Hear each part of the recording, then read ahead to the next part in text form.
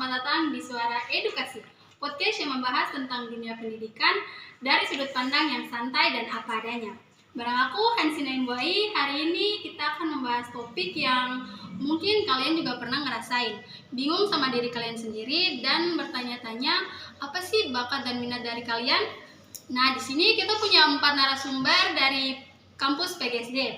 Bersama narasumber yang pertama, halo, saya Jen Salenusa. saya Eleonora Istia, Saya Yuliana Helokir.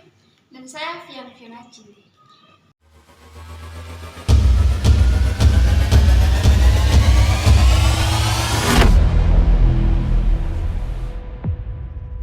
Oke, langsung aja kita sapa keempat narasumber kita, Jen, Not, Wulan, dan Fian. Gimana nih kabar kalian? Halo Jen, puji Tuhan, baik dan semangat. Halo semuanya, senang bisa diajak ngobrol. Topiknya cocok banget ya buat kita. Hai, topik ini sih yang sering aku rasakan. Halo, wah seru banget sih. Topik yang pasti semua orang pernah galau. Oke, kita mulai dari pertanyaan yang jujur aja nih. Kalian pernah nggak sih ngerasa bingung sama bakat dan minat kalian tuh di mana sebenarnya? Wah, sering banget. Dulu tuh aku suka nulis, tapi karena di sekolah nggak dianggap penting, jadi sempat aku ninggalin gitu. Iya, sama. Aku tuh dulu doyan banget ngomong depan orang, tapi malah sering dimarahin karena itu. Padahal itu kan komunikasi ya kan?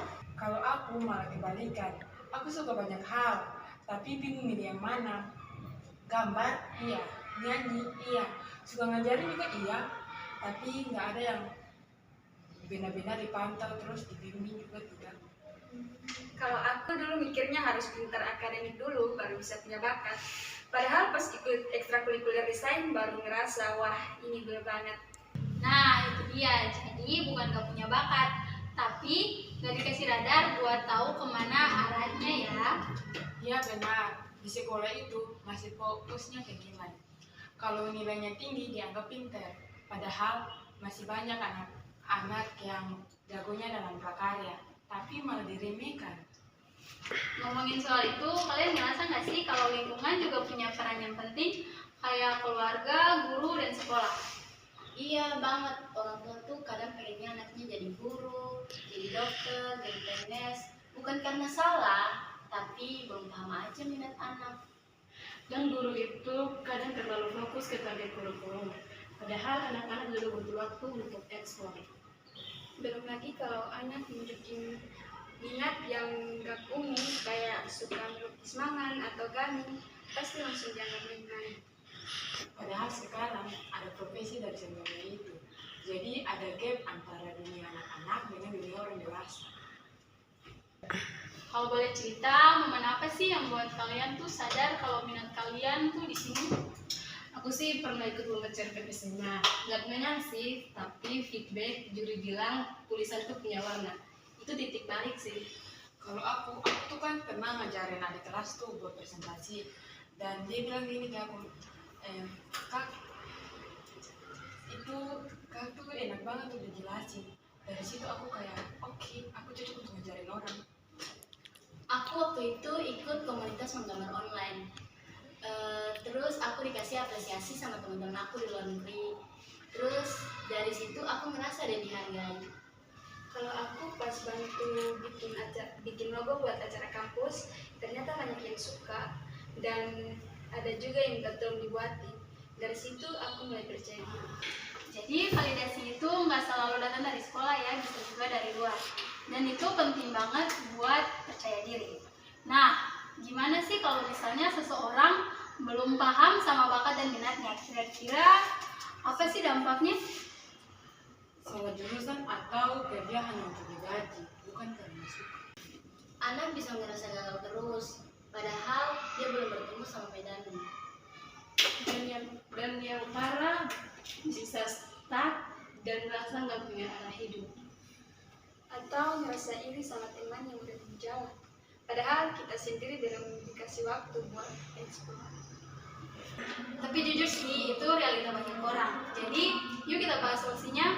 Nah, kalian kan sebagai calon guru SD nih, kalian punya peran penting dong. Jadi, gimana sih caranya kalian biar bisa bantu anak-anak murid kalian nanti biar lebih mengenal diri mereka sendiri? Iya, aku tuh pengen mulai dari ngobrol.